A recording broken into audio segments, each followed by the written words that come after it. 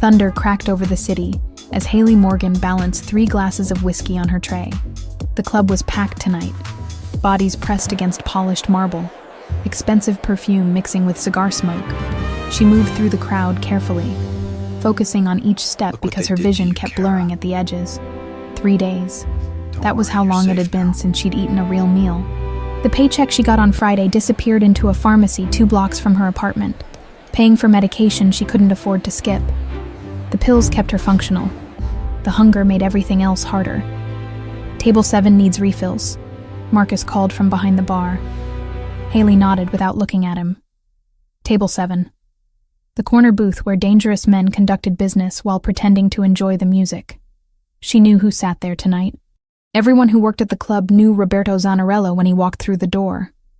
33 years old, dark hair always perfectly styled, eyes the color of burnt caramel that missed nothing. He wore black tonight, suit jacket open over a white shirt, no tie. His posture radiated control. She approached the table slowly. 4 men sat with him, all wearing dark suits, all speaking in low tones that stopped the moment she got close. Roberto glanced up. His gaze moved over her face for half a second before returning to the man across from him. "Gentlemen," Haley said quietly, setting down the first glass. Her hand trembled slightly. She forced it steady. "Your drinks." No one acknowledged her. That was normal. In their world, bartenders were furniture. She placed the second glass, then the third. As she reached for the fourth, a wave of dizziness hit her so hard she had to grip the edge of the table. "You all right?" one of the men asked, not unkindly. "Fine," she lied. The word came out thin. She blinked hard, trying to clear her vision. Black spots danced across everything. The room tilted. She took a step back from the table, tray clutched against her chest like a shield. Roberto looked up again. This time his eyes stayed on her. Haley turned away quickly, heading back toward the bar. She made it 4 steps before her knees buckled. The tray clattered to the floor. Glass shattered. The sound cut through the music, sharp and final. She fell. Strong hands caught her before she hit the marble. Arms wrapped around her waist, pulling her up against a solid chest. She tried to speak, but nothing came out. Her body felt impossibly heavy, like all the strength had drained out through the soles of her shoes. "I've got you," a voice said near her ear. Deep, calm, authoritative. Roberto. He shifted his grip, one arm under her knees, the other supporting her back. He lifted her as if she weighed nothing. Through the fog in her head, Haley felt him tense. She was too light. She knew that. Everyone who picked her up lately noticed. "Clear the way," Roberto said, not loudly, but every person between him and the stairs moved immediately. Haley's head lolled against his shoulder. She forced her eyes open, catching fragments of the scene. People staring. Marcus behind the bar with his phone out, probably calling an ambulance. The security guard near the door looking uncertain. "No ambulance," Roberto said without looking at anyone. "I'm handling this." He carried her up the stairs to the 2nd floor where management offices lined a quiet hallway. The private spaces where deals happened away from cameras and crowds. His office was at the end, door solid and dark. He pushed it open with his shoulder, carrying her inside. The room was dimly lit. All leather furniture and dark wood. Floor-to-ceiling windows overlooked the city. Rain streaked down the glass in silver lines. Roberto moved to the long couch against the wall and laid her down carefully. He pulled off his suit jacket and draped it over her like a blanket. Haley blinked up at him, trying to focus. He crouched beside the couch, studying her face with an intensity that made her want to look away. "What's your name?" he asked. "Haley." Her voice cracked. "I'm sorry. I don't know what. When did you last eat?" She hesitated. "This morning." His jaw tightened. "Don't lie to me." Haley swallowed. Something about the way he said it made honesty feel safer than deception. "Friday. I had toast on Friday. Today is Monday." "I know." Roberto's eyes darkened. He reached out slowly, giving her time to pull away, and gently took her left wrist. Her sleeve had bunched up when he carried her. Now he pushed it higher, exposing her forearm. Haley's breath stopped. The bruises were visible now. purple-black fingerprints circling her wrist, yellow-green marks higher up where older injuries were fading, and the burns. 3 circular scars on her inner forearm, perfectly spaced, the size of cigarette tips. Roberto stared at her arm for a long moment. His thumb brushed over one of the burn scars, touch feather light. When he looked up at her again, his expression was completely unreadable. "Who did this to you?" It wasn't a question. It was a command. Haley tried to pull her arm back, but his grip tightened just enough to keep her still. Not painful, just firm. "It's nothing," she whispered. "It's fine." "This is not fine. You don't understand. Then explain it to me." She couldn't. How could she explain Derek to someone like Roberto Zanarello? How could she make him understand the slow way violence crept into a relationship, the way fear became normal, the way leaving felt more dangerous than staying? "I need to go back to work," she said instead, trying to sit up. Roberto placed one hand on her shoulder, gently pressing her back down. "You're not going anywhere until I get answers. You can't just—" "I can." His voice dropped lower. "And I am." Haley's throat tightened. She looked away from him, focusing on the windows. The city lights blurred through the rain. She'd lived in New York for 2 years and never felt more trapped than she did right now, lying on a Mafia Boss's couch with her secrets exposed. "I have a doctor coming," Roberto said, standing. He walked to his desk and picked up his phone, typing something quickly. "He'll check you over." "I don't need a doctor. You collapsed from malnutrition." He didn't look up from his phone. "You need a doctor. I can't afford— I'm paying." Haley pushed herself up on her elbows, despite the dizziness. "I don't want your money." That made him look at her. Really look at her. He set the phone down and crossed his arms, leaning back against the desk. "What do you want? To disappear? To rewind 8 months and never meet Derek? To stop being so tired all the time? To go home?" She said finally, "Where's home?" She didn't answer. Roberto studied her for another long moment, then walked back to the couch. This time he sat on the coffee table directly in front of her, close enough that their knees almost touched. He leaned forward, elbows on his thighs, hands clasped. "I'm going to ask you something," he said quietly, "and I need you to understand that I already know the answer. I just need to hear you say it." Haley's pulse quickened. "Are you safe where you're living?" The question hung in the air between them. Outside, thunder rolled across the sky. The rain intensified, drumming against the windows. "Yes," Haley whispered. Roberto's expression didn't change. "Try again." Her eyes burned. She looked down at her hands, at the bruises circling her wrists like ugly bracelets. "It's complicated." "It's not. You don't know anything about my life." "I know someone is hurting you," Roberto said, voice still quiet but edged with something sharp. "I know you're starving yourself to afford medication. I know you're covering bruises with long sleeves in August. I know you flinched when I reached for you." Haley felt something crack inside her chest, not breaking, just fracturing enough to let the truth leak out. "His name is Derek," she heard herself say. "We've been together 8 months. Roberto waited. "He wasn't always like this. In the beginning, he was just intense, protective. I thought it was romantic." She laughed, bitter and hollow. "Stupid, right?" "Not stupid," Roberto said. "Manipulated." The word settled over her like a weight. Manipulated.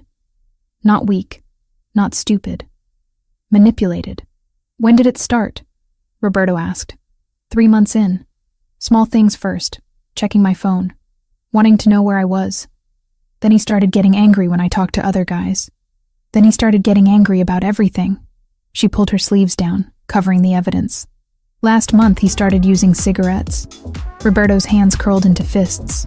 He didn't move otherwise, but Haley saw the violence coiled beneath his stillness. "You tried to leave," he said. "Twice. The first time he found me at my friend's apartment and dragged me back. What they did to you, Kara. The second time," her voice broke. Don't worry. "He has you're videos safe of now. me. Bad videos.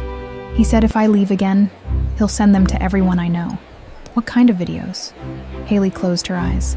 "The kind that ruin lives." Roberto stood abruptly. He walked to the windows, staring out at the rain-soaked city. His shoulders were rigid, hands shoved deep in his pockets. When he spoke again, his voice was colder than she'd ever heard. "You're not going back there. I have to." "No." He turned around. "You don't. That part of your life is over as of right now.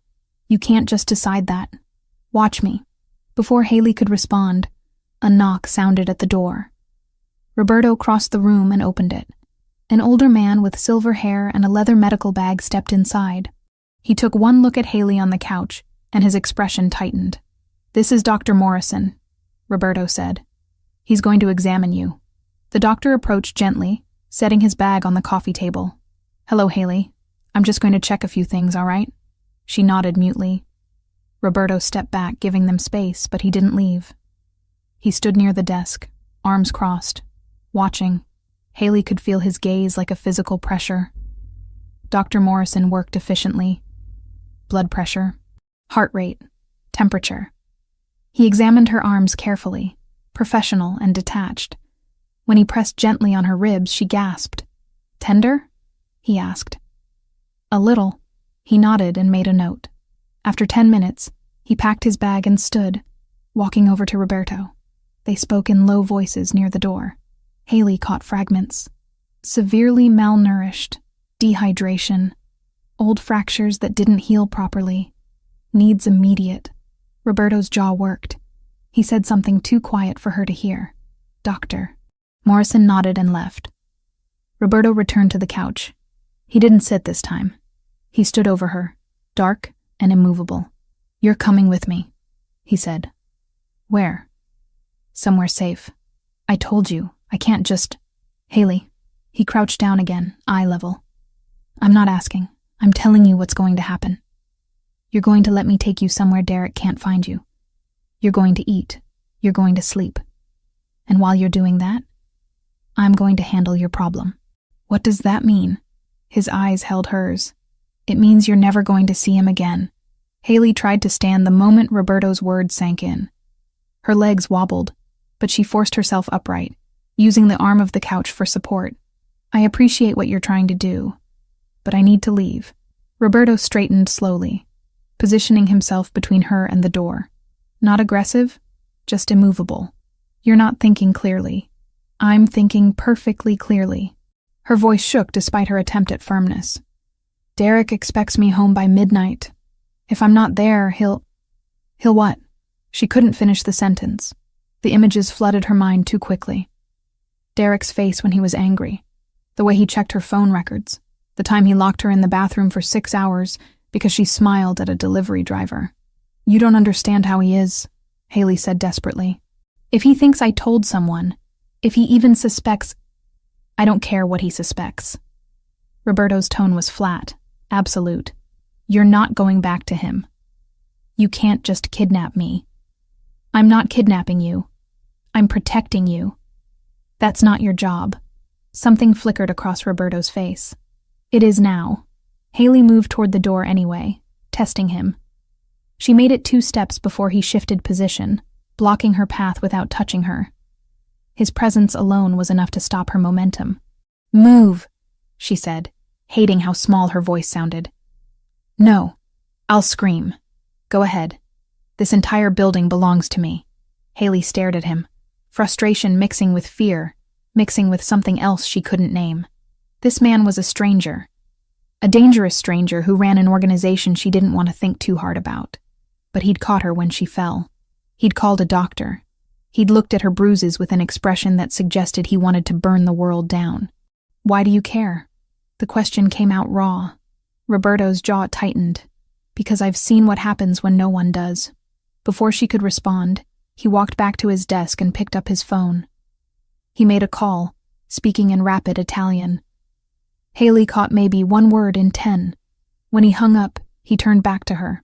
"My doctor will be back in 20 minutes. While we wait, you're going to sit down before you fall down again." "I'm fine standing." "You're swaying." She hated that he was right. Her knees felt like water.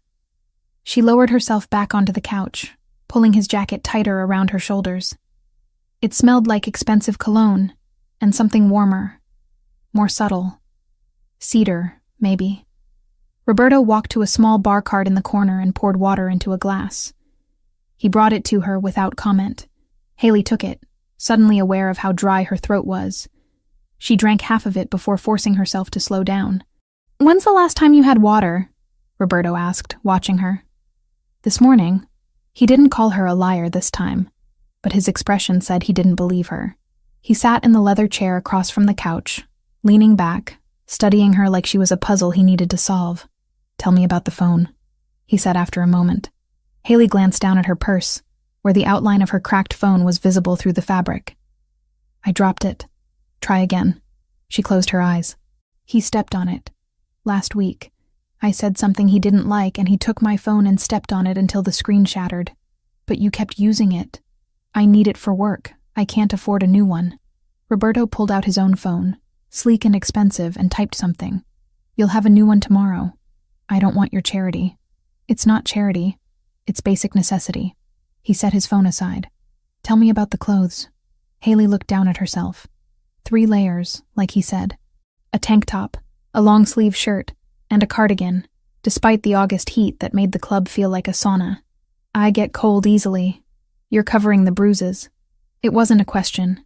She didn't bother denying it. Roberto leaned forward, elbows on his knees. "Does anyone else know? Friends? Family?" "I don't have friends anymore. Derek didn't like them." "Family?" Haley's throat tightened. "I have a younger brother. Ryan. He's 21, studying engineering at Columbia. He's on scholarship, working 2 jobs to cover what the scholarship doesn't. He can't know about any of this. Why not? Because he'll try to help, and Derek will..." She stopped, swallowing hard. "Derek has videos of me.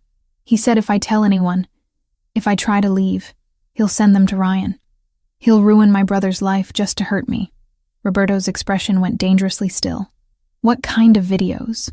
Haley forced herself to meet his eyes. 6 months ago, Derek started giving me pills. He said they were for anxiety. I didn't know they were something else until I was already dependent. One night I was so out of it I couldn't stand. He recorded it. Recorded me saying things, doing things I don't even remember. He has maybe a dozen videos like that. Where does he keep them? His laptop, his phone, a cloud server somewhere. He showed me once, made sure I understood he had backups. Roberto stood abruptly and walked back to the windows. He stood there for a long time, hands in his pockets, shoulders rigid. When he spoke, his voice was so controlled it was almost frightening. "Here's what's going to happen. In a few minutes, 2 of my men are going to arrive. You're going to go with them to an apartment I own. It's secure. No one knows about it except people I trust completely. You'll stay there while I deal with Derek. You can't just..." "I can." He turned around. "And I will. This isn't negotiable, Haley. He'll know I'm gone. He'll release the videos. He won't have time." The certainty in his voice made her breath catch. "What are you going to do to him?" "Nothing he doesn't deserve." That's not an answer. Roberto crossed the room and crouched in front of her again, close enough that she could see the flecks of gold in his dark eyes. "Do you want to know the truth?" She nodded, even though part of her didn't. "I'm going to find him. I'm going to recover every single one of those videos, and I'm going to make absolutely certain he never touches you again. That's all you need to know. And if you can't find all the videos, I will. But if you can't..." "Haley." He reached out slowly and took her hand. His palm was warm, Look what they calloused. did to you, Kara. "I don't fail at things that matter. Don't And worry, this you're safe now. matters." She wanted to argue. Wanted to tell him this was insane, that she couldn't just abandon her entire life because a stranger told her to. But the truth was, her life had stopped being hers months ago. Derek owned every hour of her day, every dollar she earned, every breath she took.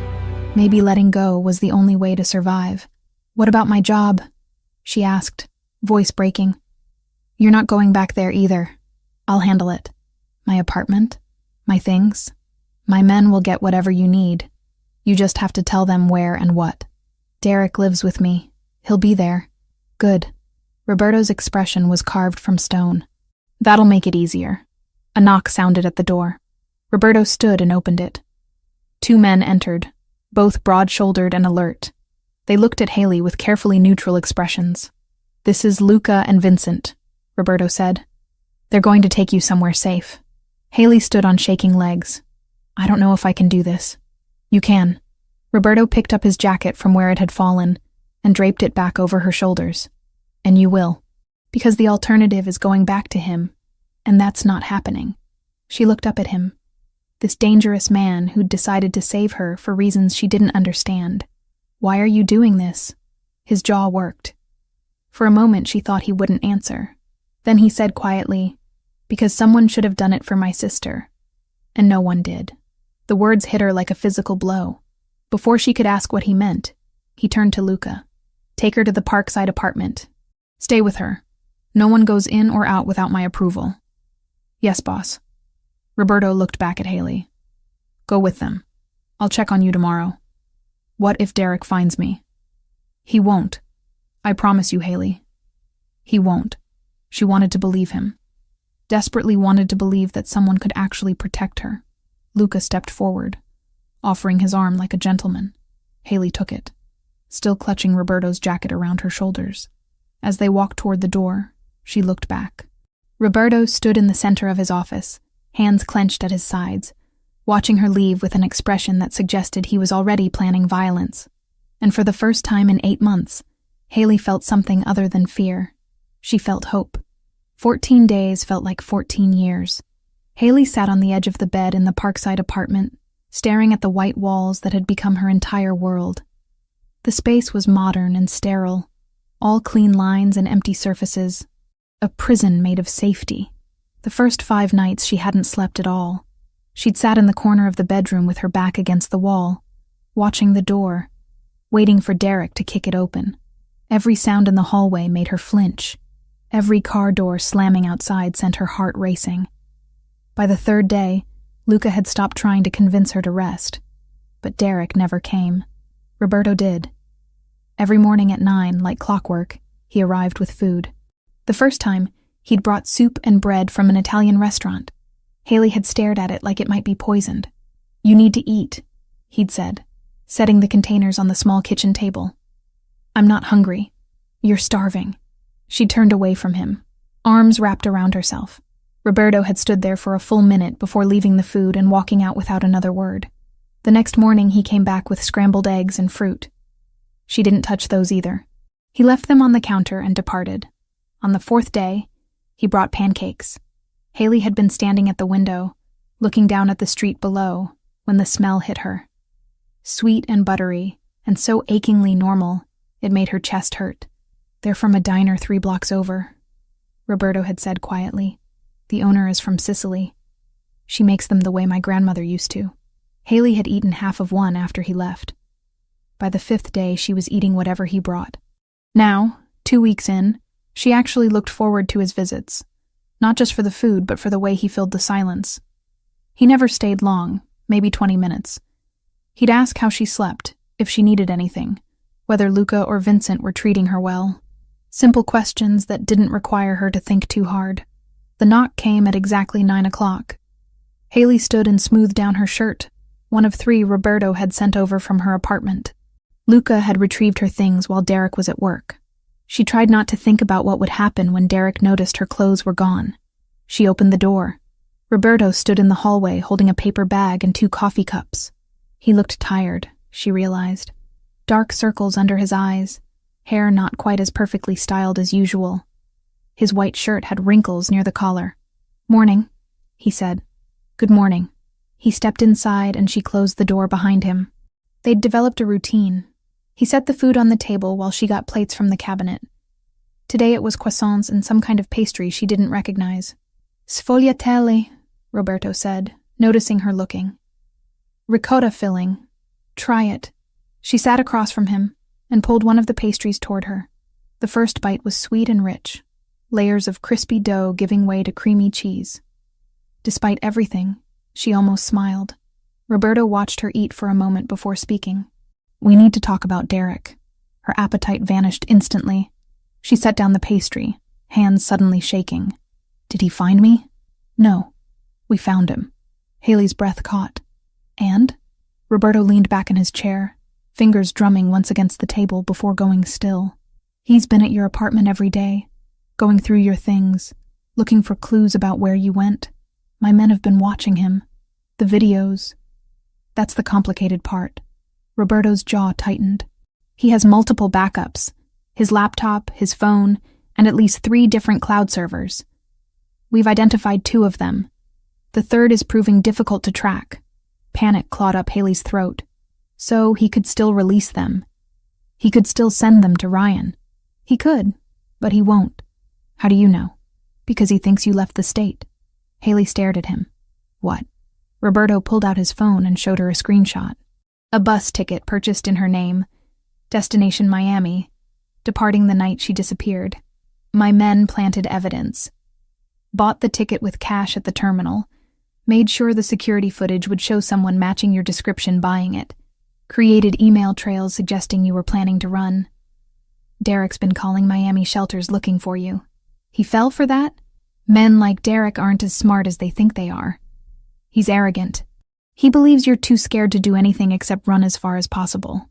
Haley pressed her palms flat against the table, trying to keep them from trembling. How long until you find the 3rd server? My tech people are working on it. Could be days. Could be weeks. These things take time if we want to do them without alerting him. Weeks? Her voice cracked. I can't stay here for weeks. I'll lose my mind. You're safe here. I'm trapped here. She stood abruptly, chair scraping against the floor. I can't work. Can't see my brother. Can't do anything except sit in this apartment and wait for you to solve my problems. Roberto remained seated, watching her with that unreadable expression. Would you rather be back with Derek? Of course not. Then this is what safety looks like. It's not exciting. It's not comfortable. But it's necessary. Haley turned away from him, walking to the window. The street below was busy with morning traffic, people heading to jobs and lives that didn't involve hiding from violent men. She pressed her forehead against the cool glass. I don't understand why you're doing this, she said quietly. Behind her, Roberto was silent for a long moment. Then his chair scraped. Footsteps approached. He stopped a few feet away, close but not crowding. I told you. I've seen what happens when no one helps. That's not a real answer. It's the only one I have. She turned to face him. You said something about your sister. The night you brought me here. You said someone should have helped her. Roberto's expression shuddered immediately. That's not relevant.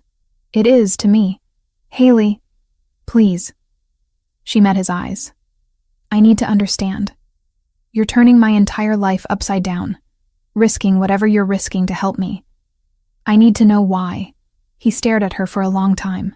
She watched the internal battle play out across his features, the way his jaw worked, the way his hands curled into fists before deliberately relaxing.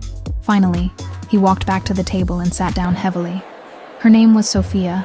Haley returned to her chair, sitting across from him. She was my baby sister. 17 years old when it happened. 5 years ago this past June. Don't worry, you're safe Roberto's now. voice was carefully controlled, each word measured. She called me on a Tuesday afternoon. I was in Rome handling a business situation. She said her boyfriend had hit her. Said she was scared. Haley's heart clenched. I'd met the boyfriend once. College kid. Seemed harmless. I figured it was teenage drama. Kids fighting about stupid things. I told Sophia I'd deal with it when I got back to New York. Told her to stay with a friend until then. Roberto. I got back 4 days later. His eyes were distant now, seeing something she couldn't. My mother called while I was still at the airport. Sophia was dead. Her boyfriend had shown up at the friend's house, convinced Sophia to talk to him outside, beat her to death in the parking lot. The words hung in the air like broken glass. I'm so sorry, Haley whispered. Roberto's hands were flat on the table now, knuckles white. I should have come home immediately. Should have believed her. Should have put her on a plane to Rome if I couldn't come back right away. But I didn't. I thought I had time. It wasn't your fault, wasn't it? His eyes snapped to hers. She called for help and I dismissed her. I let her die because I thought I knew better. Haley reached across the table slowly and placed her hand over his. He went very still, staring at the contact like he'd forgotten what comfort looked like. You didn't kill her, Haley said firmly. He did. The man who hurt her. That's who's responsible. I could have prevented it. Maybe. Or maybe he would have found another way. Men like that always do. She squeezed his hand gently. You can't save her now, but you're trying to save me. That has to count for something. Roberto turned his hand over, palm up, and threaded his fingers through hers. The gesture was tentative, almost fragile, coming from a man who radiated power. After Sophia died, I started funding a shelter, he said quietly, for women trying to leave violent situations. I made sure every woman in my organization knew they could come to me if someone was hurting them. I promised myself I'd never ignore another call for help. That's why you caught me when I fell. That's why I'm not letting you go back to him.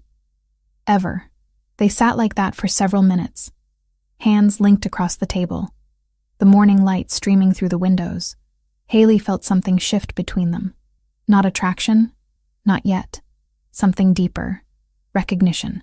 He saw her pain because he carried his own. She understood his guilt because she knew what it felt like to blame yourself for someone else's violence. I miss my brother, Haley said eventually. Ryan doesn't know where I am. He's probably worried sick. You can't contact him. Not until we resolve this. I know. But it hurts. Roberto nodded slowly. When this is over, when Derek is handled and the videos are destroyed, I'll make sure your brother knows you're safe. I promise you that. You keep making promises. I keep them too. She believed him. That was the terrifying part. This man, this dangerous stranger who operated outside every law she'd ever known, felt more trustworthy than anyone she'd met in years. What happens now? Haley asked. Now you wait. I know that's not what you want to hear, but it's the truth. My people are working around the clock to find that third server. Once we have it, we move on Derek. And then you're free. The word sounded impossible. Freedom. She'd forgotten what that felt like. Roberto stood, releasing her hand with what seemed like reluctance. I should go. I have meetings this afternoon. Will you come back tomorrow? Do you want me to? Yes. Something in his expression softened. Then I will. He walked to the door, then paused with his hand on the knob. Haley, the nightmares you've been having. Luca mentioned you wake up screaming sometimes. Heat flooded her cheeks. She hadn't realized anyone could hear. I'm sorry. I don't mean to. Don't apologize. I just want you to know that what you're feeling is normal. What he did to you, it doesn't just disappear because you're somewhere safe now. It takes time to heal. How much time? Roberto's smile was sad. I'll let you know when I figure it out.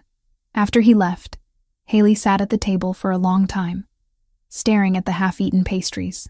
For the first time since this started, she felt like maybe she wasn't alone.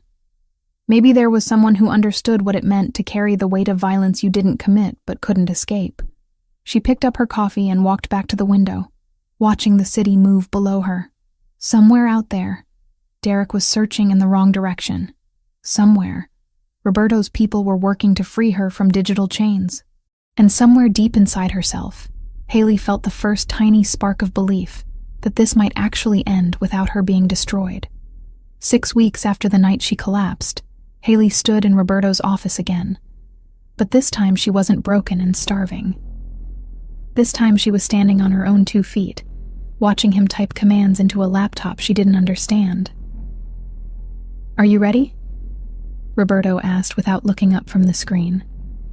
Haley's hands twisted together. What happens if something goes wrong? Nothing will go wrong. My people are the best. You keep saying that. Because it's true. He finally looked at her, dark eyes steady. We found the third server yesterday. It took longer than I wanted, but we found it. 1 month. That's how long it had taken his team of hackers to track down every digital copy of the videos Derek had used to control her. Roberto had explained the technical details once. Something about encrypted cloud storage and tracing digital footprints through offshore servers. Haley had stopped listening after the first 5 minutes. All that mattered was the result. Roberto turned the laptop toward her. The screen showed a file directory with dozens of video files, each one marked with a date. Haley's stomach turned, seeing them listed like inventory items. These are from his laptop, Roberto said. We accessed it remotely 3 days ago while he was at work. Watch. He clicked a command. One by one, the files began disappearing. Not moved to a trash folder. Completely erased. The data overwritten with random code that made recovery impossible. His phone, Roberto said, pulling up another window. The same process. Files vanishing like they'd never existed. First cloud server. Another window. More deletions. Second server. Gone. Third server. The final batch disappeared. Haley watched the last file vanish from the screen and felt something inside her chest crack open. Not breaking. Releasing. She pressed both hands over her mouth as tears spilled down her cheeks. They're gone, Roberto said quietly. Every copy. Every backup. Every fragment. I had 3 different tech specialists verify it. Derek has nothing. The sob that escaped her was part relief, part disbelief. She'd spent 8 months believing those videos would haunt her forever, that Derek would always have power over her. And now, in the span of 60 seconds, that power had been erased. Roberto stood and walked around the desk. He didn't touch her, just stood close, giving her space to break down without being alone. How much did this cost you? Haley asked through her tears. It doesn't matter. Roberto, please, I need to know. He hesitated, then sighed. $50,000. Her knees went weak. 50,000. Specialized hackers don't work cheap, particularly when the job requires complete discretion and 0 digital footprint. Haley wiped at her face with shaking hands. I'll pay you back. I don't know how long it'll take, but I swear I'll... No, I can't just accept... Haley. His voice was firm. You're not paying me back. This isn't a loan. It's a problem that needed solving. That's not fair to you. I don't care about fair. I care about you being free. She looked up at him. This man who'd spent a fortune to save someone he barely knew. What about Derek? Does he know the videos are gone? Not yet. But he will. Roberto walked back to his desk and picked up a folder, handing it to her. This is what happens to Derek. Haley opened it. Inside were police documents, arrest records, and what looked like a court docket. She scanned the pages, trying to make sense of the legal language. He was arrested 4 days ago, Roberto explained. Possession of controlled substances with intent to distribute. 3 illegal firearms found in his apartment. And it turns out Derek violated parole from a previous conviction I discovered during our research. You planted the drugs, Haley said. It wasn't a question. Roberto's expression didn't change. I didn't say that. You didn't deny it either. Do you want me to deny it? Haley stared at the arrest record. Derek's mugshot showed him looking furious and bewildered. How long will he be in prison? His lawyer is trying to negotiate, but with the parole violation and the quantity of drugs involved, minimum 8 years, likely closer to 12. 12 years. Derek would be in his 40s when he got out. She'd be in her late 30s, living a completely different life. The relief was so intense it made her dizzy. He can't hurt me anymore, she whispered. No, he can't. Haley closed the folder and set it on the desk, hands still trembling. I don't know how to thank you. You don't need to thank me. You need to figure out what comes next. What do you mean? Roberto leaned against the desk, arms crossed. You can't go back to the club. Too many people there know your connection to Derek. And you need real work, something that pays better than making drinks for entitled businessmen. I don't have any other skills. That's not true. You managed that apartment I put you in, kept it organized, tracked what supplies you needed, made lists. Luca said you were meticulous about everything. That's just basic. It's more than basic. Roberto pulled out his phone and scrolled through something. I own a restaurant. Italian place in Midtown, legitimate business, no connection to anything else I do. They need someone to manage inventory, handle supplier orders, track costs. $4,500 a month plus health insurance. Haley's mouth fell open. That's 3 times what I made at the club. The club was paying you poverty wages. This is what the job actually pays. I don't know anything about restaurant management. You'll learn. My manager will train you. The question is whether you want it. Did she want it?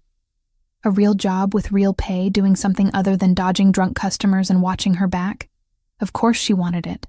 Yes, Haley said. Yes, I want it. Roberto nodded once. You start Monday. I'll have someone show you the systems. 2 weeks later, Haley sat in the back office of Bella Notte, surrounded by spreadsheets and invoices. The restaurant was beautiful, all warm lighting and exposed brick, the kind of place where businessmen took clients and couples celebrated anniversaries. She'd been terrified her first day, convinced she'd mess everything up within hours. Instead, she'd found something unexpected. She was good at this. Managing inventory came naturally to her. She liked the logic of it, the way numbers told stories if you knew how to read them. Within 3 days, she'd reorganized the entire storage system. Within a week, she'd caught 2 errors in supplier invoices that would have cost the restaurant money. Now, staring at the delivery records from the past 18 months, she'd found something much bigger. "Marco," she called to the restaurant manager, a cheerful man in his 50s who'd been patient with all her questions. "Can you look at something?" Marco came over, wiping flour from his hands. "What is it?" Haley pointed to her screen. "Our supplier for olive oil and balsamic vinegar. Look at what we're being charged versus what we're actually receiving." Marco leaned closer, squinting at the numbers. "I don't see the problem. The invoices say we're getting premium imported oil, $18 per liter. But when I checked the bottles in storage yesterday, they're domestic blend, worth maybe $6 per liter. Someone's been substituting cheap product and pocketing the difference." Marco's eyes widened. "For how long?" 18 months. I calculated the total. We've overpaid by nearly $40,000. Madonna. Marco pulled out his phone. "I need to call Roberto." 20 minutes later, Roberto walked through the restaurant's front door. Haley met him in the office, where she'd laid out all her evidence.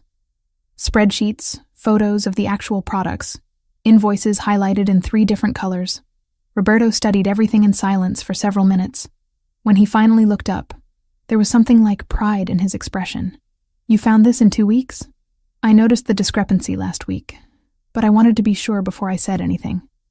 I checked every delivery for the past 1.5 years. The pattern is consistent." "Who's the supplier?" "Vincent Brothers Distribution. They handle our olive oil, vinegars, and some specialty items."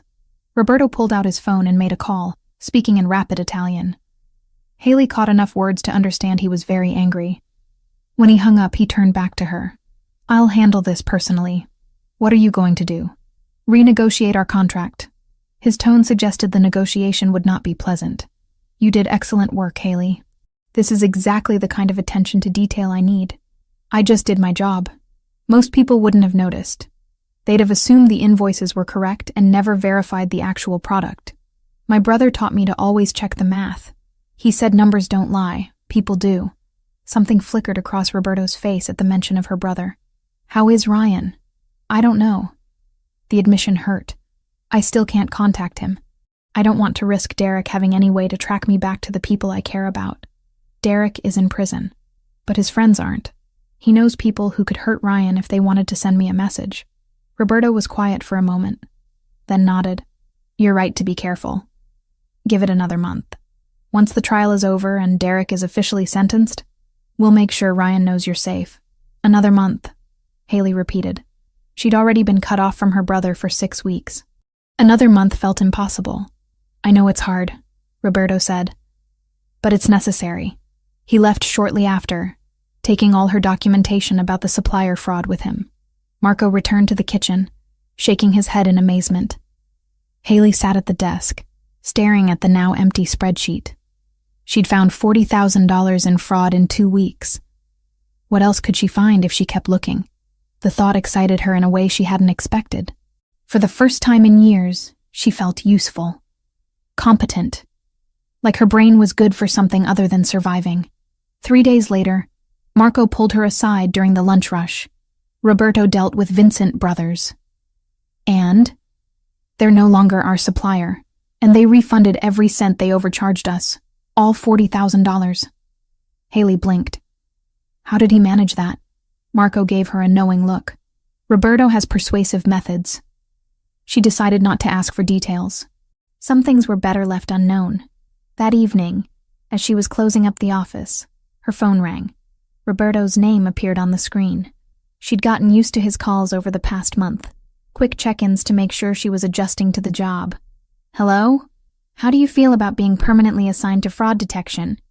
Roberto asked without preamble. Haley laughed. Is that a real position? It is now. You have a talent for finding problems. I want to use it. In the restaurant? In all my legitimate businesses. Restaurants, real estate holdings, import companies. You'd review their books, look for discrepancies, make sure no one's stealing from me. You're offering me a promotion after 2 weeks? I'm offering you a job that matches your skills. Different pay scale, too. $6,000 a month. Haley sat down hard in the office chair. $6,000. She'd never made that much money in her life. Why are you doing this? She asked. Because you're good at it. Because I need someone I can trust. And because you deserve a chance to build something better than what you had. She thought about Derek, locked in a cell somewhere. She thought about the videos, erased from existence. She thought about Sophia, the girl who never got a second chance. Okay, Haley said. I'll do it. Good. We'll start next week. After he hung up, Haley sat in the quiet office, surrounded by the smell of garlic and tomato sauce drifting from the kitchen. Her life had been destroyed 6 weeks ago, but somehow, in the wreckage, she was building something new. 10 weeks had passed since the night Roberto caught her falling. Haley sat at her new desk in a small office adjacent to Bella Node, reviewing financial statements for one of Roberto's import companies. The numbers blurred together as exhaustion pulled at her concentration. She'd slept maybe 3 hours last night. The nightmare had been worse than usual, vivid and suffocating. Derek's hands around her throat, the smell of cigarette smoke, her own voice begging him to stop. A sharp sound from the kitchen, metal clattering against tile, made her entire body lock up. Her heart hammered against her ribs. Her breathing went shallow and quick. She knew logically it was just Marco dropping a pan, but her nervous system didn't care about logic. It took 2 full minutes for her pulse to return to normal. This kept happening. Sudden noises, men standing too close, the smell of a specific brand of aftershave that Derek used to wear. Each trigger sent her spiraling back to that apartment, to those 8 months of carefully managed terror. Roberto had noticed. Of course he had. The man noticed everything.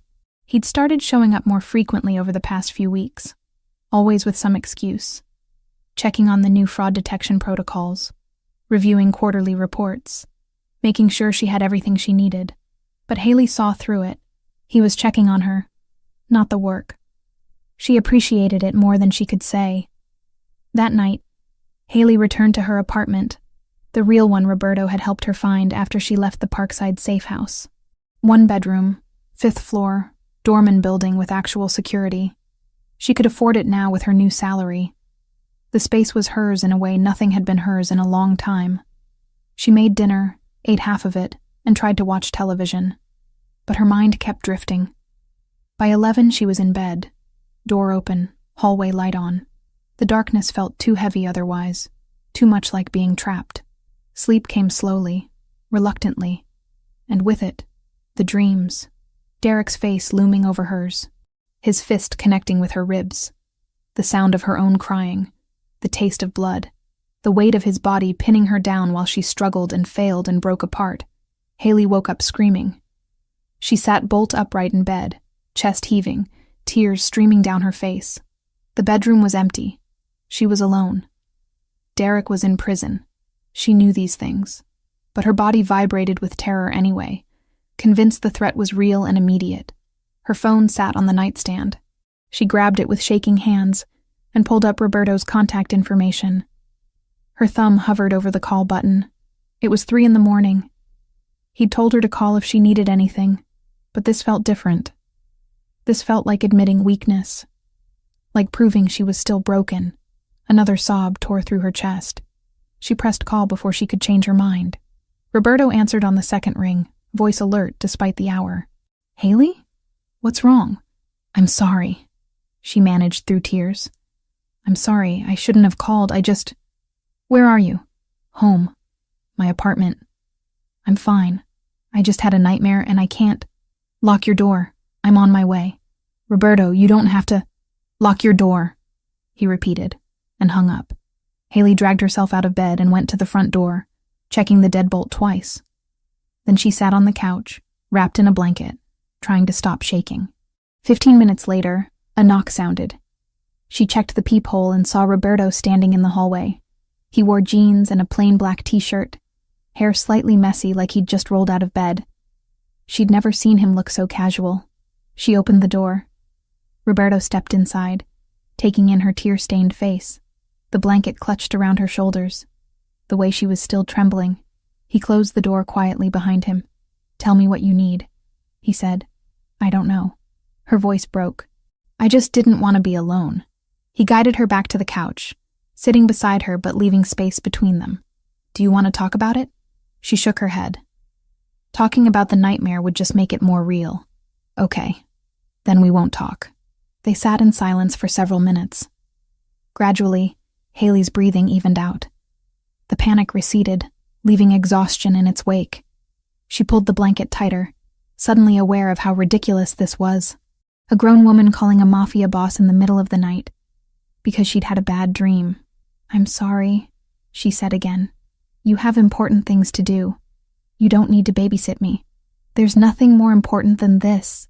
The certainty in his voice made her throat tight. She looked at him, really looked at him. Dark circles shadowed his eyes. His jaw carried the stubble of someone who hadn't bothered shaving. He looked as tired as she felt. "When do you sleep?" she asked. "Not often." "Nightmares?" "Memories." He leaned back against the couch, stretching his legs out. "They're different, but they do the same thing." Haley shifted slightly closer. "Will you stay? Just until I fall asleep? I'll stay as long as you need." She lay down on the couch, head on a pillow, blanket pulled up to her chin. Roberto remained sitting, one arm resting along the back of the couch, watching over her like a guard on duty. "Thank you," Haley whispered. "Sleep, Haley." She closed her eyes. And somehow, with him there, sleep came easier. When she woke in the morning, sunlight streaming through the windows, Roberto was still there. He'd moved to the armchair across from the couch, phone in hand, reading something. He looked up when she stirred. "Morning," he said quietly. "You stayed all night." "I said I would." Haley sat up, pushing hair out of her face. "You must be exhausted." "I'm fine." He stood, pocketing his phone. "I should go. I have a meeting at 9. "Roberto, wait." She stood too, blanket falling away. "Why do you keep doing this, taking care of me?" "I told you why. Because of your sister." "I know, but it feels like more than that." He was quiet for a long moment, studying her face. Then he walked to the window, looking out at the city waking up below them. "Can I show you something?" he asked. "Of course." He pulled out his phone and scrolled through photos before handing it to her.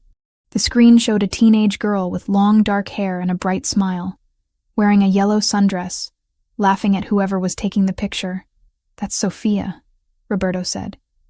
3 weeks before she died. Haley stared at the photo. The girl looked so alive, so full of light.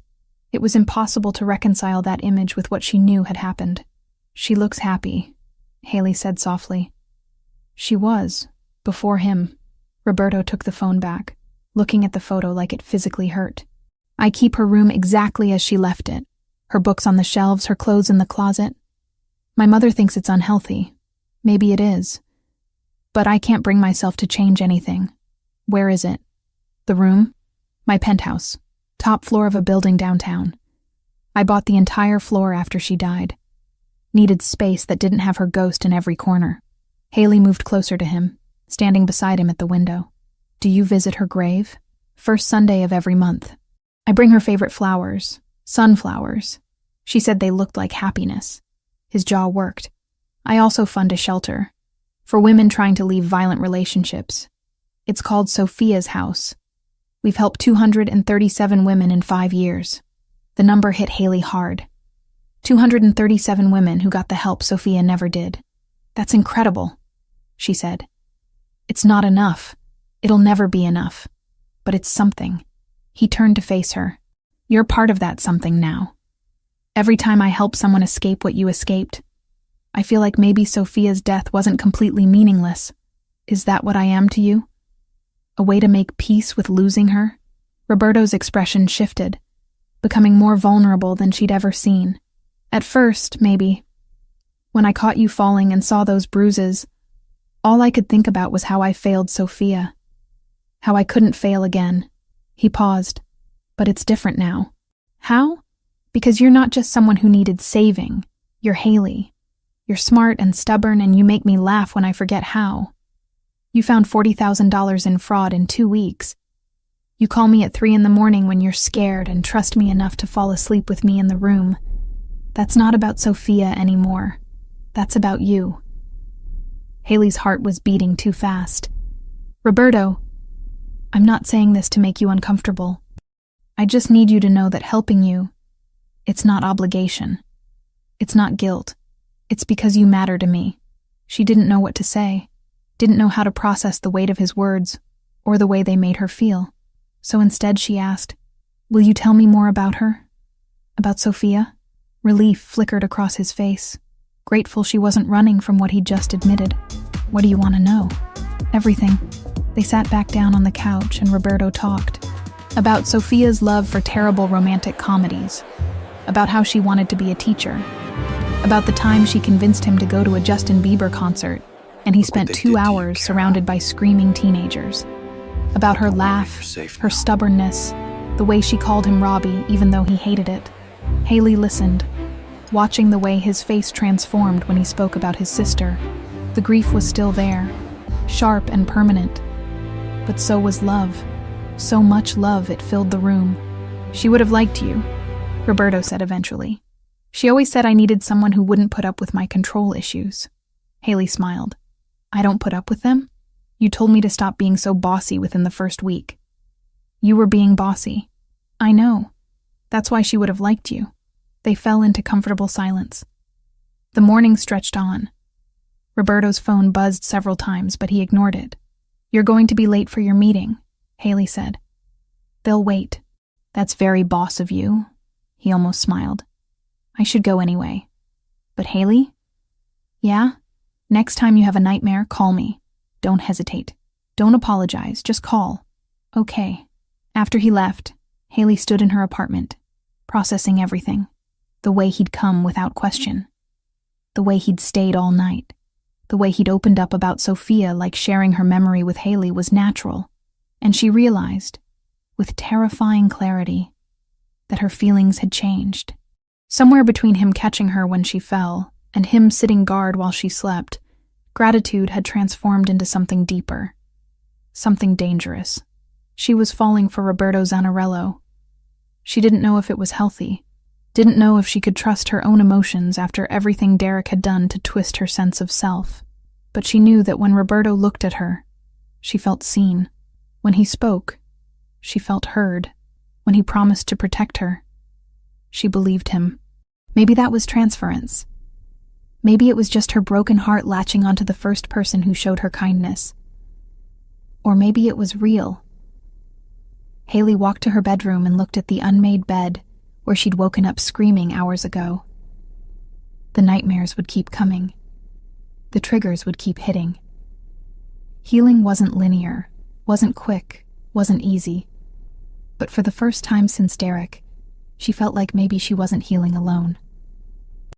4 months had passed since Roberto caught Haley falling in the club. She stood in front of her bathroom mirror, adjusting the deep burgundy dress she'd bought for tonight. It was the first time she'd worn anything this nice since before Derek. The fabric hugged her body in ways that made her both nervous and proud. Roberto was taking her to dinner. Not to discuss work or check on her recovery. An actual dinner at one of the upscale restaurants his associates frequented. He'd been careful when he asked, making it clear she could say no without consequences. She'd said yes immediately. The past month had shifted things between them. After the night he stayed through her nightmare, he'd started coming by her apartment more frequently. Sometimes with food, sometimes just to sit and talk. They'd fallen into an easy rhythm that felt natural, comfortable. She'd catch herself watching him when he wasn't looking, noticing the way his eyes crinkled when he actually laughed, the way his shoulders relaxed around her in ways they never did anywhere else. A knock at her door made her jump slightly. She grabbed her purse and opened it to find Roberto standing in the hallway, wearing a charcoal suit that probably cost more than her monthly rent. His dark eyes swept over her, lingering on the dress before meeting her gaze. "You look beautiful," he said simply. Heat crept up her neck. "Thank you. You clean up well yourself." The corner of his mouth lifted. "I try." The restaurant was called Palazzo, all marble columns and crystal chandeliers. A hostess led them to a private table near the back where they could see the entire room but maintain some privacy. Roberto held out her chair before sitting across from her. Haley picked up the menu, and her eyes widened at the prices. Appetizers started at $45. "Order whatever you want," Roberto said, not looking at his own menu. "I already know what I'm getting." "The veal?" "How did you know?" "You always order veal when we eat Italian." He looked surprised. "You pay attention. You notice everything about me," seemed fair to return the favor. Something warm flickered in his expression. Before he could respond, a server appeared to take their drink orders. Roberto chose wine she'd never heard of. She asked for the same. As they waited for their food, Haley watched the restaurant fill with well-dressed couples and business groups. Several people glanced their way, recognition dawning when they spotted Roberto. A few nodded respectfully. Most quickly looked away. "Do they know who you are?" Haley asked quietly. "Some do. Others just know I'm someone they shouldn't bother. Must be lonely." Roberto considered that. It can be. But tonight it's not. Their food arrived, and they fell into easy conversation. Haley told him about a discrepancy she'd found in one of his real estate holdings. Someone padding construction invoices. Roberto asked questions that showed he actually cared about her analysis, not just the bottom line. Halfway through dinner, a man approached their table. Tall, late 40s, expensive suit, artificial warmth radiating from his practiced smile. Haley felt Roberto tense immediately. "Roberto," the man said, voice too friendly. "I didn't know you'd be here tonight." "Paolo." Roberto's tone was perfectly neutral. "Enjoying your meal?" "Very much." "And who is this lovely companion?" Paolo's eyes slid to Haley with calculated interest. "This is Haley Morgan. She works for me." Business dinner then." Paolo extended his hand to Haley. "Paolo Grimaldiro, an old friend of Roberto's." Haley shook his hand briefly, noting the way Roberto's jaw tightened at the word friend. "Nice to meet you. The pleasure is mine. Roberto, we should talk soon. I have some proposals I'd like to discuss. Have your people call mine." Paolo's smile didn't waver, but his eyes hardened slightly. "Of course. Enjoy your evening." After he walked away, Haley leaned forward. "Who was that, really?" Roberto took a sip of wine before answering. "Paolo runs a faction within my organization. We have an arrangement. He controls certain territories. I control others. We cooperate when it benefits us both." "But you don't trust him." "Not even a little. Paolo wants more power than he has. He's ambitious in ways that make him dangerous. Why keep him around? Because removing him would start a war I don't want. Better to keep him close where I can watch him." Roberto set down his glass. "Don't worry about Paolo. He knows better than to cross certain lines." Haley wasn't so sure, but she let it drop. They finished dinner, Roberto insisting on dessert even though she was already full. By the time they left, it was after 10, and the city streets buzzed with nightlife. Roberto's driver pulled up, but Roberto waved him off. "We'll walk. It's only a few blocks." They strolled through the warm September evening, Haley acutely aware of Roberto's hand at the small of her back, guiding her around pedestrians. When they reached her building, she turned to face him. "Thank you for tonight." "I had a really good time." "So did I." He studied her face, hesitating like he wanted to say more. Then he simply added, "Sleep well, Haley." She watched him walk back to where his car waited, something warm and uncertain settling in her chest. 2 nights later, Haley was closing Bella Notte alone. Marco had left early for a family emergency, and the evening staff had already gone. She was in the back office, finishing inventory counts, when she heard the rear delivery door open. Her first thought was that Marco had forgotten something. She stood, walking toward the kitchen. "Marco, did you—" 3 men stood just inside the door. Not employees, not customers. They wore dark clothes, faces hard, posture radiating threat. Haley's blood went cold. Her hand moved instinctively toward her phone in her pocket. "Don't," one of them said, stepping forward. He was broad-shouldered, late 30s, with a scar running through his left eyebrow. "We just want to talk." "The restaurant is closed." Her voice came out steadier than she felt. "You need to leave. We're not here for food." Another man moved to block her exit. "We have questions about your boss, Roberto." They wanted information about Roberto. "I just manage inventory," Haley said carefully. "I don't know anything about Mr. Zanarello's business." The scarred man smiled, but it didn't reach his eyes. "That's not what we heard. We heard you're special to him. That means you see things, Look what they hear did to you, things. Kara. I stock pasta and count wine bottles. Don't worry, That's you're it. safe now. Come on, sweetheart. We know you're smart. You found that supplier fraud. You review financial records. You must see where the money goes." Haley's mind raced. These men knew too much about her work. Someone had been feeding them information. Who sent you? Someone who wants to know about Zanarello's offshore accounts, his federal contacts, the judges he's paying. Little details like that. "I don't know anything about that." The scarred man's expression hardened. He moved closer, crowding her space. "I think you do." Haley stepped back, bumping into a steel prep table. "I'm telling you the truth. I don't have access to that information." "Then maybe we need to persuade you to ask for it." His hand shot out, gripping her upper arm hard enough to hurt. The world tilted. Suddenly, Haley wasn't in the restaurant kitchen. She was back in her old apartment. Derek's fingers digging into her arm, bruising, controlling. His voice in her ear telling her she was worthless. The smell of his cologne, the sound of her own begging. She couldn't breathe, couldn't move. Every muscle locked up as panic flooded her system. "Hey." The scarred man shook her slightly. "You listening?" She wasn't. She was drowning in memory, trapped in a body that wouldn't obey her commands to run or fight or scream. Then the front door of the restaurant burst open. Roberto's voice cut through the kitchen like a blade. "Let her go." And the three men turned. Roberto stood in the doorway with 4 of his own men behind him, all of them radiating lethal intent. His eyes found Haley, took in the hand gripping her arm, the terror on her face. His expression went absolutely murderous. "This is a misunderstanding," the scarred man said, releasing Haley and stepping back with hands raised. "We were just asking questions. In my restaurant. After hours. With your hands on her." Roberto's voice was deadly quiet. "That's not a misunderstanding. That's a declaration." One of the other men shifted nervously. "Paolo just wanted—" "I don't care what Paolo wanted." Roberto moved into the kitchen, his men spreading out behind him. The space suddenly felt too small, too charged.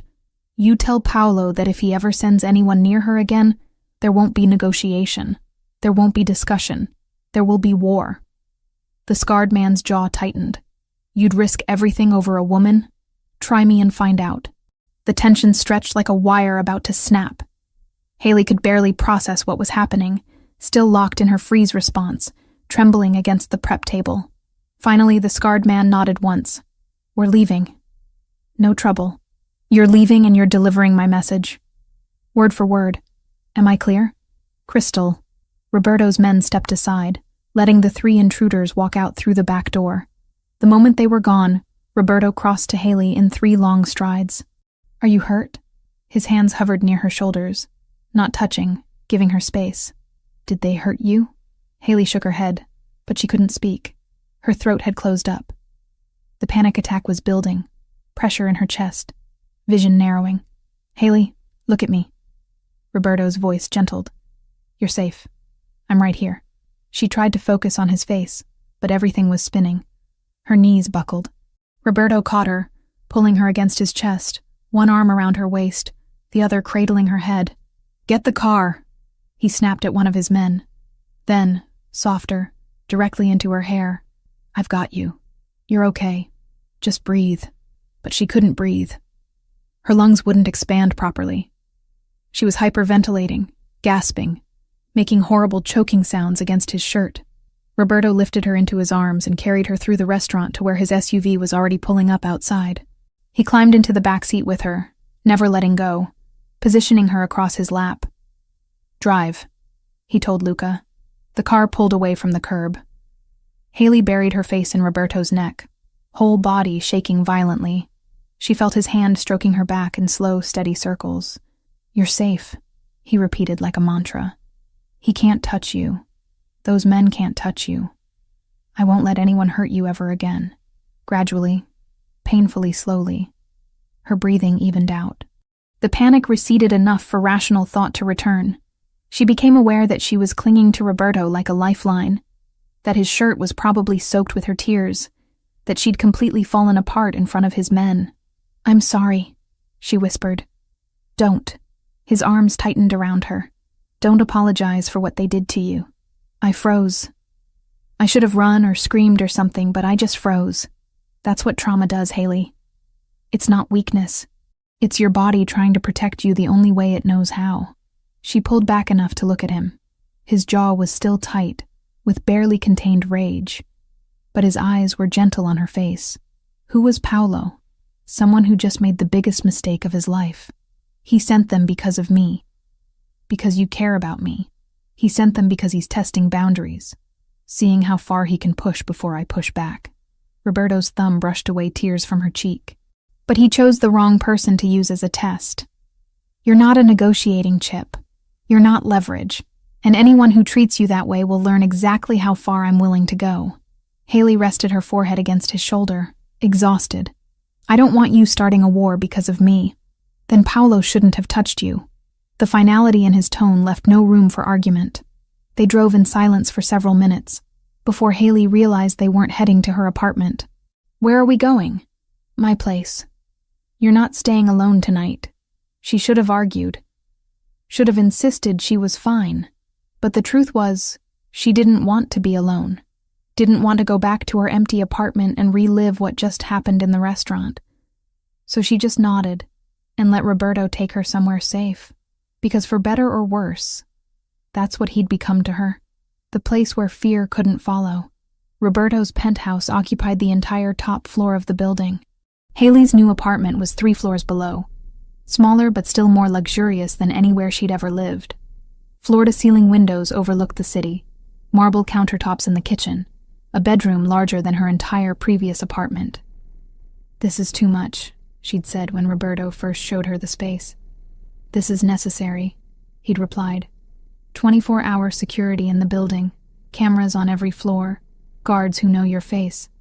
Paolo won't try anything here. That had been 3 days ago.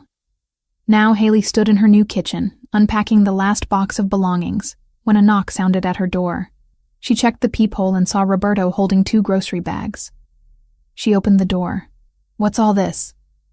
"Dinner. I'm teaching you to make proper Italian food." "I know how to cook. You know how to follow recipes?" "I'm teaching you to cook the way my grandmother did. No measurements, just feel."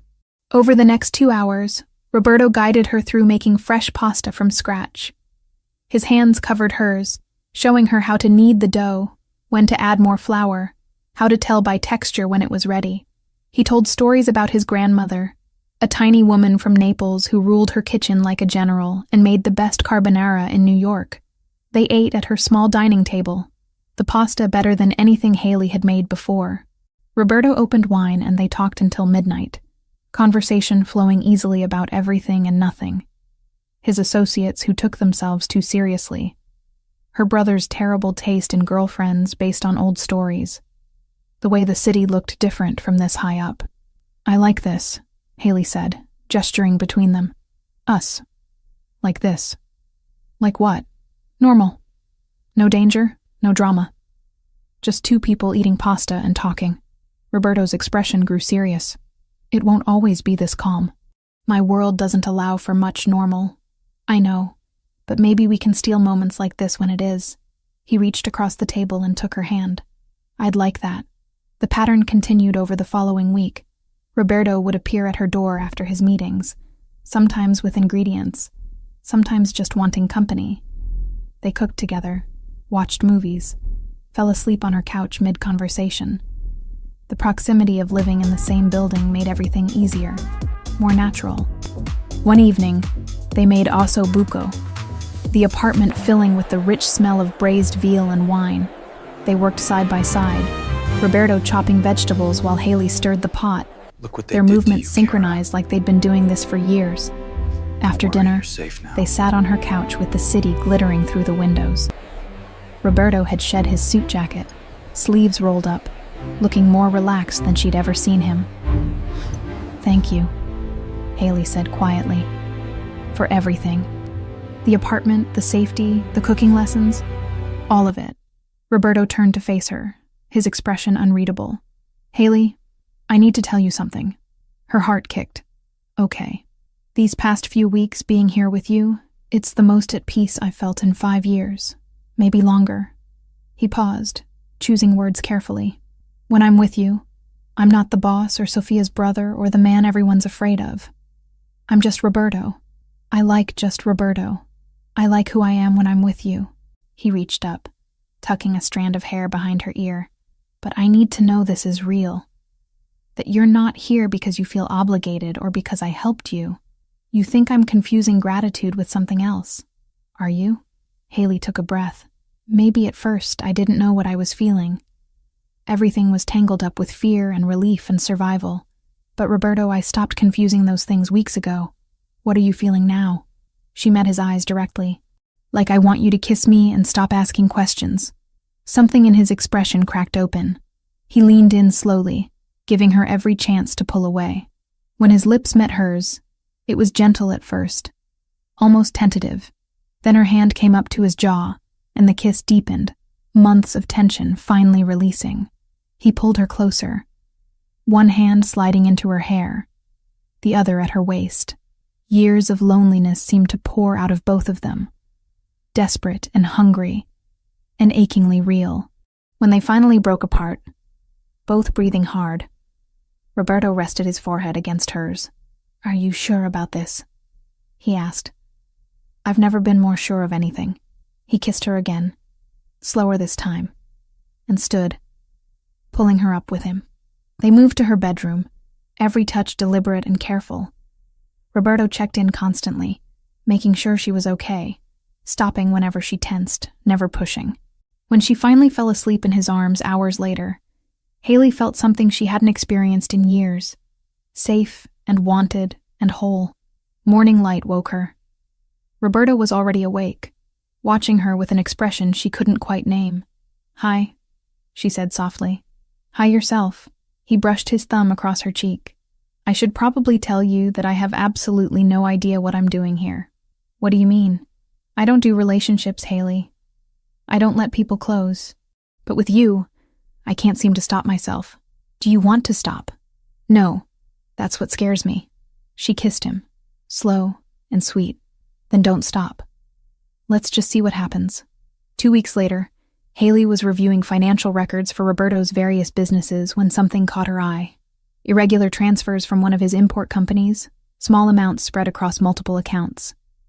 The pattern looked deliberately obscured, designed to avoid detection. She dug deeper, cross-referencing invoices and bank statements. The more she looked, the worse it got. Someone was skimming money systematically. Had been for at least 2 years. The total approached $300,000. Then she found something that made her blood run cold. Encrypted emails between someone in Roberto's organization and an unknown contact, discussing shipping routes, delivery schedules, security details, information that could get people killed. She traced the emails back to their source and felt her stomach drop. Michael Grant. For 7 years, he had been Roberto's personal accountant, the man who knew every shell company, every holding, every legitimate restaurant, and every carefully hidden front. The man Roberto trusted with the numbers he didn't let anyone else see. Haley printed everything and went straight to Roberto's penthouse. Haley printed everything and went straight to Roberto's penthouse. He answered the door in sweatpants and a t-shirt, clearly working from home. "Haley, what's wrong? We need to talk. Now." His expression shifted immediately to alert. He led her inside and closed the door. "What happened?" She spread the documents across his dining table. "Your accountant is stealing from you. $300,000 over 2 years, maybe more. But that's not the worst part." Roberto picked up one of the papers, scanning it quickly. His jaw tightened. "He's selling information to the Russians," Haley continued. "Transport routes, security details, everything they'd need to hit your operations. I found emails going back 6 months. Roberto's knuckles went white, gripping the paper. Michael's been with me since I took over the organization. I trusted him completely. I'm sorry. I triple-checked everything. It's definitely him. Roberto pulled out his phone and made a call, speaking rapidly in Italian. When he hung up, his expression was carved from stone. He's being brought here now. I need you to go back to your apartment. Roberto, please, I don't want you here for this. She recognized that tone. Not a request. She gathered her documents and left, but her chest ached watching the betrayal settle over his features. An hour later, Roberto called her. Come back up. She found him pacing his living room, Michael Grant sitting in a chair with 2 of Roberto's men standing behind him. The accountant looked terrified, but defiant. Tell her what you told me, Roberto said, voice dangerously quiet. Michael's eyes darted to Haley. I have insurance. A complete dossier on every illegal thing Roberto's done for the past 10 years. Names, dates, locations, financial records, even things about Sophia. Roberto moved so fast Haley barely saw it. 1 second he was across the room, the next his hand was around Michael's throat, lifting him partially out of the chair. Don't say her name, Roberto growled. Boss, Luca warned from the doorway. Roberto released Michael with visible effort, stepping back. Where's the dossier? Safe location. If anything happens to me, if I don't check in every 72 hours, it goes automatically to the FBI, to the press, everywhere. Michael straightened his shirt. I want $2 million and safe passage out of the country. Then I disappear and the dossier stays buried. You think I'm going to pay you for betraying me? I think you don't have a choice. The room went silent. Haley watched Roberto struggle with rage and calculation, the impossible position Michael had put him in. Pay the traitor or risk losing everything he'd built. Get out of my sight, Roberto finally said. You have 48 hours to provide account numbers. After that, we negotiate terms. Michael left, escorted by the 2 guards. The moment the door closed, Roberto slammed his fist into the wall hard enough to crack the plaster. 7 years, he said, voice raw.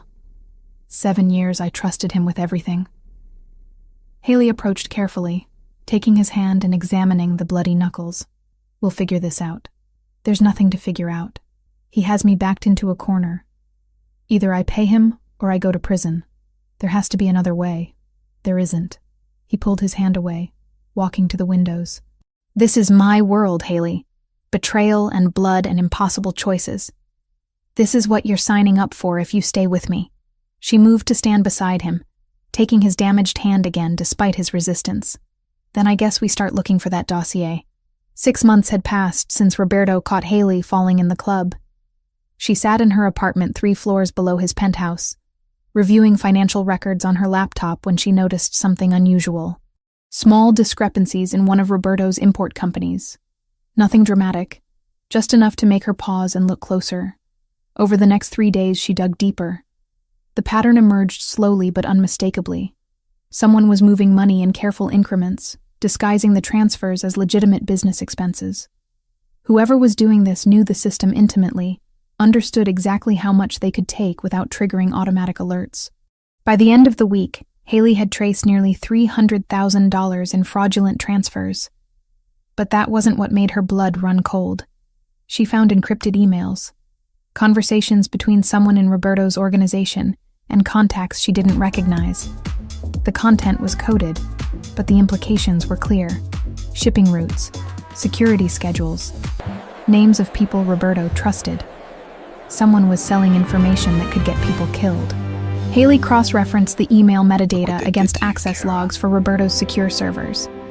It took hours of careful analysis, matching timestamps and IP addresses, but eventually the trail led to one name: Michael Grant, Roberto's accountant for 7 years, the man who handled his most sensitive financial operations, who had access to everything.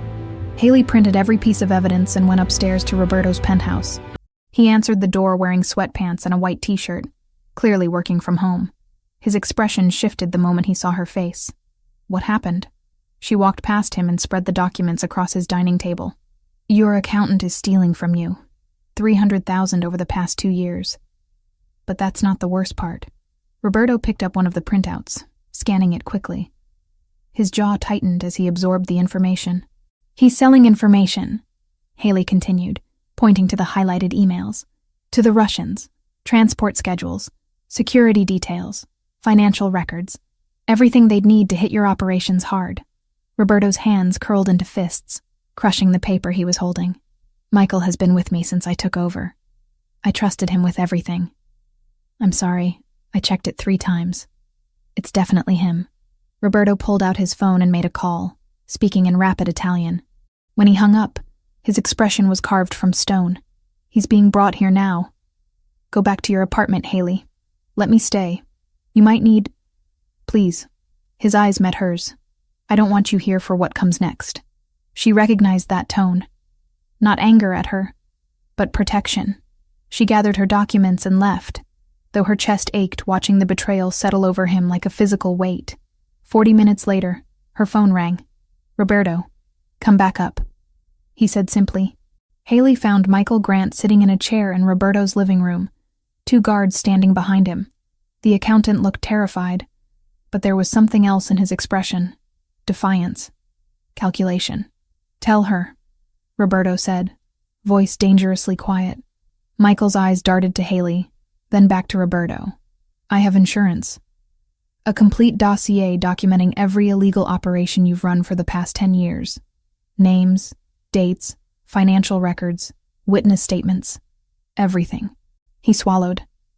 "Including information about Sophia." Roberto moved so fast Haley barely tracked it. His hand wrapped around Michael's throat, lifting him partially out of the chair. "Don't you dare say her name." "Boss," Luca warned from the doorway.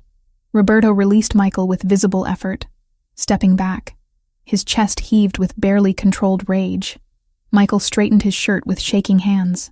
"If anything happens to me, if I don't check in every 72 hours, the dossier goes automatically to the FBI, to journalists, everywhere. Your empire collapses, and you go to prison for life." "Where is it?" Roberto's voice was deadly calm now. "Safe location. Multiple backups. You'll never find them all." Michael's confidence was returning. "I want $2 million and safe passage out of the country. Then the dossier stays buried and I disappear." The room went silent. Haley watched Roberto struggle with the impossible position Michael had created. Pay the traitor or risk losing everything? "Get out of my sight," Roberto finally said. "You have 48 hours to provide account details for the transfer." After Michael left with the guards, Roberto walked to the windows and slammed his fist into the wall hard enough to crack the plaster. Blood appeared on his knuckles. 7 years, he said, voice raw. "I trusted him with my life." Haley approached carefully, taking his damaged hand and examining it. "We'll figure this out." "There's nothing to figure out. He has me trapped. Either I pay him, or everything I've built gets destroyed. There has to be another way." "There isn't." He pulled away from her, pacing. "This is my world, Haley. Betrayal and impossible choices. This is what staying with me means." She let him pace for a moment, thinking. Then she said quietly, "What if we could find the dossier?" He said there are multiple backups. We'd never get them all. "Maybe, but I might be able to find where he's storing them." She pulled out her phone, opening the files she'd been studying.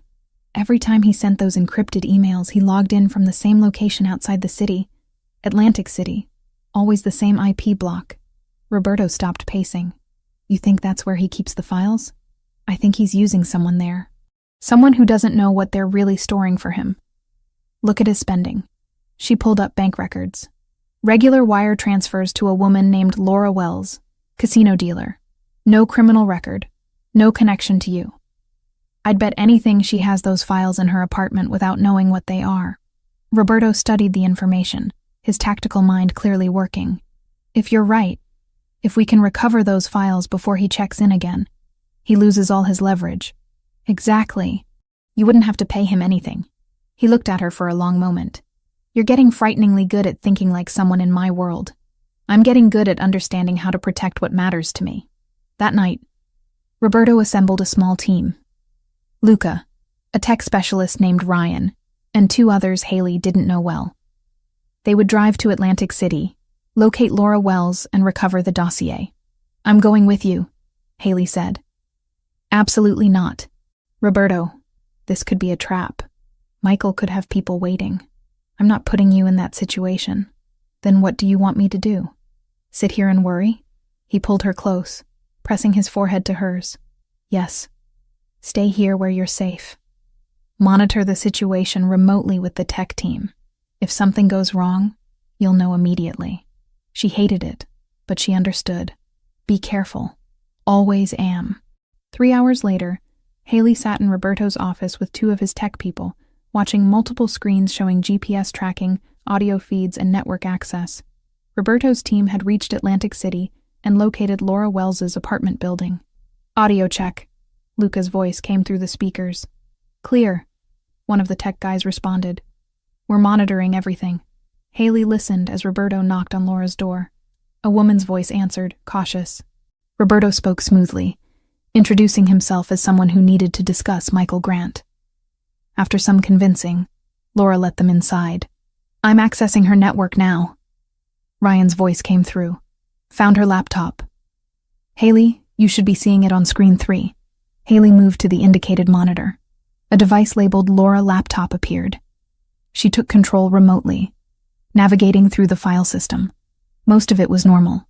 Photos, work documents, streaming services. Then she found it. A hidden folder deep in the directory structure, protected by encryption. "Got something," Haley said into the microphone. "Encrypted folder that doesn't match her normal usage patterns." "Can you open it?" Roberto's voice asked. "Working on it." The encryption was strong, but not impossible. Haley ran decryption protocols while listening to Roberto gently questioning Laura in the background. The woman sounded confused and scared, insisting Michael had just asked her to keep some work files safe, that she'd never looked inside. The encryption cracked. Haley's breath caught as the folder contents appeared. Dozens of files.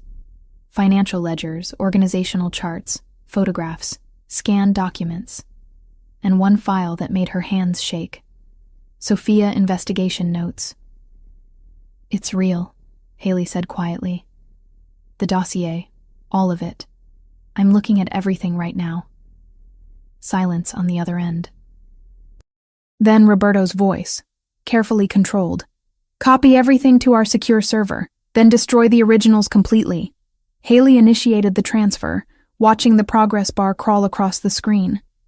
The files were large, detailed, damning. Everything Michael had threatened existed exactly as he'd claimed. "How long?" Roberto asked. 2 minutes, maybe less. Laura's voice came through, shaky. "Am I in trouble?" Michael said this was just insurance for his job. "I didn't know it was anything illegal." "You're not in trouble," Roberto said, his tone gentler than Haley expected. "But you need to forget this folder existed. If Michael contacts you, tell him your laptop crashed, and you had to get everything wiped. Luca will give you money for a tech repair shop and help you with the story." The transfer completed. Haley executed the destruction protocol, overwriting the original files multiple times with random data until they were completely unrecoverable. "Done," she said. "He has nothing now. We have everything." She heard Roberto exhale slowly, a sound of profound relief mixed with rage. The team left Laura's apartment with instructions and enough money to make sure she cooperated. When Roberto returned to the city hours later, he came straight to Haley's apartment. She opened the door, and he pulled her into his arms immediately, holding her so tightly she could barely breathe. "It's over," he said into her hair. "We have the only copies now. He can't touch us. What happens to Michael?" Roberto pulled back to look at her. "He thinks he still has leverage. Tomorrow morning he'll demand his money, and I'll show him exactly what we found in Atlantic City. Then he'll understand how badly he miscalculated. And then he disappears. Not dead," he added, seeing her expression, "but he'll lose everything. His money, his reputation, his connections. He'll spend the rest of his life looking over his shoulder." The next day, Michael arrived at Roberto's penthouse expecting to finalize his payment. Instead, he found Roberto sitting calmly at his dining table with Luca standing nearby.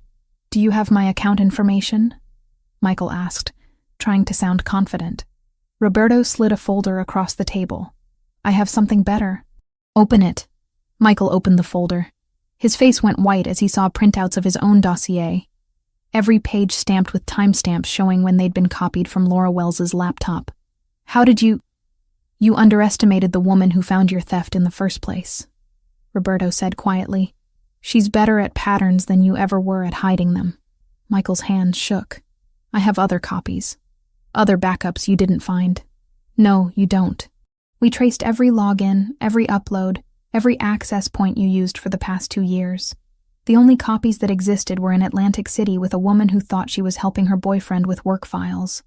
Roberto leaned forward. You have nothing now, Michael. No leverage, no protection, no future. You can't just... I can. And I am. Roberto stood.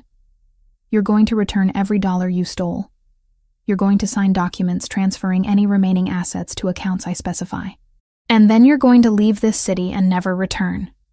If you do, if you even think about causing problems, I'll make sure what's left of your life becomes very unpleasant. Michael looked between Roberto and Luca, clearly realizing he had no options left. And if I refuse, then we have a very different conversation. One that doesn't end with you walking out of here. 2 weeks later, life settled into something approaching normal. Derek's trial had wrapped with a guilty verdict and a long prison sentence. Without the videos and without his network intact, his name turned into a headline and then a warning, not a threat hanging over Haley's head anymore. The Russians, having lost their source and been quietly reminded how thin their margin for error really was, pulled back. Michael Grant, relocated under conditions that left him with no access to Roberto's systems and no offshore kingdom to hide in, treated the loss of his secret empire like a permanent scar and a reason to be painfully cooperative. A week after the verdict, Haley stood on the corner across from a crowded coffee shop near Columbia University, fingers twisting the strap of her bag as students streamed past her. For the first time in months, she wasn't watching for Derek's shadow in every dark doorway. She was watching for one familiar face. Haley? She turned, and there he was. Ryan, thinner than she remembered and with deeper shadows under his eyes, but very much alive. For a second, neither of them moved. Then he dropped his backpack and hauled her into a desperate, bone-crushing hug. You were dead, he choked against her shoulder. I thought... You just disappeared. I thought I'm okay, she said, even though they both knew that wasn't entirely true. It's over. Derek's in prison. He can't hurt us anymore, and I am so sorry I couldn't tell you sooner. They sat inside by the window, while she told him as much of the truth as she could. The blackmail, the escape, Roberto, the safe house, the videos destroyed. Ryan listened with his hands wrapped around his coffee cup like it was the only solid thing in the room. So when I was helping Luca in Atlantic City, he said slowly, I was helping you too. You were saving me, she answered. Again, he huffed out a wet laugh. You really know how to pick dramatic life choices, sis. By the time they left, they had a plan. Regular calls, visits when it was safe, tuition and rent no longer a constant emergency. Roberto had already quietly taken care of the overdue bills and the scholarship committee's questions. All Ryan had to do was keep doing the one thing he'd always done, survive long enough to build something better. Haley and Roberto fell into comfortable rhythms. Mornings reviewing business operations together, evenings cooking in one of their kitchens, nights tangled together in sheets that smelled like home. One Sunday morning, Roberto drove them to the cemetery where Sophia was buried. Haley had been there before, but this time felt different. More permanent. She carried sunflowers, Sophia's favorite. They stood in front of the simple headstone together. Haley knelt and arranged the flowers carefully while Roberto stood with his hands in his pockets watching. Hi, Sophia, Haley said softly. I brought your brother. He's doing better lately. Less angry, more at peace. I like to think you'd approve. Roberto crouched beside her. I told her about you, he said quietly. About how you saved me from my own worst instincts. About how you make me want to be better than I am. Haley took his hand, threading their fingers together. They stayed like that for several minutes, the morning sun warming their backs. "Thank you for bringing me," Haley said as they walked back to the car. "Thank you for coming, for being someone I can bring here." That evening, back at Roberto's penthouse, he called Haley into his office. He stood by the safe, the large one built into the wall that held his most important documents. "I want to show you something," he said, opening it. Inside were stacks of papers, ledgers, and several small boxes. Roberto pulled out a brass key on a simple chain. "This opens this safe," he explained. "It also opens 2 others in secure locations. Everything I own of real value is accessible with this key." Haley's breath caught. "Why are you showing me this?" "Because I'm giving it to you." He placed the key in her palm, closing her fingers around it. "I updated my will last week. If anything happens to me, you inherit the legitimate businesses and this apartment. Luca gets controlling interest in the other operations. My mother is provided for. But you get the key to everything else. Roberto, I can't—" "You can, and you will." He cupped her face gently. "This isn't about money or property. It's about trust. You're the only person I trust completely with my future, with everything I've built, and everything I hope to build." Tears burned in her eyes. "You're giving me your whole life. I'm sharing it with you. There's a difference." She threw her arms around his neck, the key pressed between them. "I love you. I should have said it before now, but I love you." He pulled back just enough to look at her, his dark eyes intense. "I love you too. From the moment I caught you falling, I think some part of me knew you were going to change everything." They stood there in the quiet of his office, holding each other while the city glittered beyond the windows. The danger hadn't disappeared. Men like Paolo still existed in the shadows. Threats would always emerge in Roberto's world, but they'd face them together now. 2 people who'd found each other in the wreckage of their worst moments and built something worth protecting. Later that night, Haley stood on Roberto's balcony, the key hanging around her neck on its chain. Roberto joined her, wrapping his arms around her waist from behind. "Do you ever regret it?" she asked. "Saving me that night? Never. Best decision I ever made, even with all the complications, especially because of them. They proved we could survive anything together." He kissed her temple. "You walked into my life broken and afraid. You're leaving that version of yourself behind every single day. That's not weakness. That's the strongest thing I've ever witnessed." Haley turned in his arms, looking up at him. The man who'd caught her when she fell, who'd destroyed her demons, who'd given her not just safety, but a future worth living. "Then let's keep walking," she said. "Together. Wherever it leads." He kissed her, deep and certain, a promise sealed in the space between heartbeats. And in the city below, life moved forward, chaotic and dangerous, and beautiful. But up here, 6 months after a maid fainted in front of a mafia boss, 2 people stood together and chose each other over and over again.